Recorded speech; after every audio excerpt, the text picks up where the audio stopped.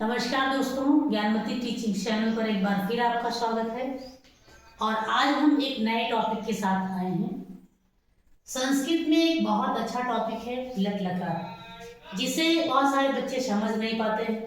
तो आज इसको हम बहुत इजी तरीके से बताएंगे। जैसे हिंदी में आप लोगों का काल होता है और इंग्लिश में आप लोगों का टेंस होता है, वैसे संस्कृत में लकार होता है।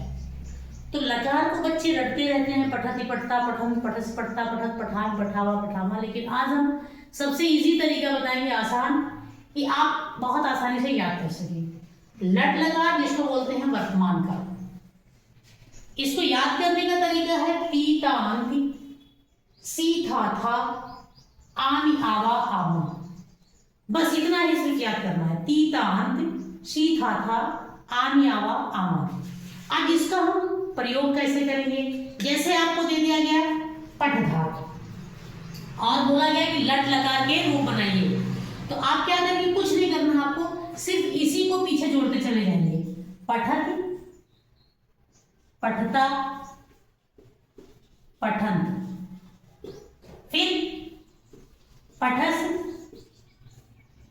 पठथा, पठत, उसके बाद में ये पठान,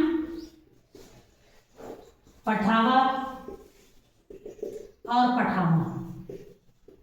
अब आपको ऐसे में रखना है पठति पठता तीत अंत। अब इसी में आपको कोई भी धातु दे दिया, हमने भाव दे दिया, भाव धातु दे दिया, तब इसमें भी आप भवति भवता भवंत, भव से भवथा भवत जोड़ते पीछे चले जाएंगे, ये अपने आप लकार बनता चला जाएगा। इसी तरह आपको दृश्य धातु दे दिया गया है, तो आप दृश्यत दृश्यता दृश्यंत। इसी तरह आपको लिख दे दिया गया, पढ़ दे दिया, कुछ भी दे दिया गया, तो आपको बस पीछे इस लकार को जोड़ते चले जाना।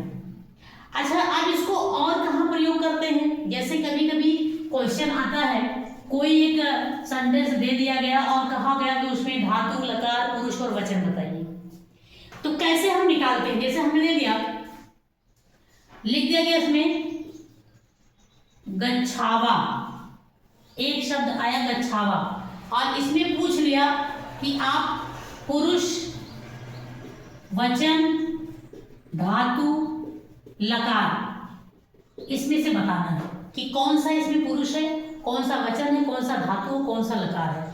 तो धातु निकालने का सबसे आसान तरीका है, धातु को कैसे हम निकालेंगे? धातु निकालने का सबसे आसान तरीका है कि आप लकार को हटा दो, जो बचेगा वो धातु हो गया। जैसे इसमें गच्छावा में आपका आवा, आवा जुड़ा हुआ है, आवा हटाएंगे बचेगा गच्छ, ये हो गया धातु। अब लकार में चले जाएंगे, तो अगर आपको लकार याद है तो तीतान, सीथा था, आमी आवा आमा, तो आमी आवा आमा आपके लट लकार में आता है। अगर लकार याद है तो यहाँ पे आपका लट लकार हो गया।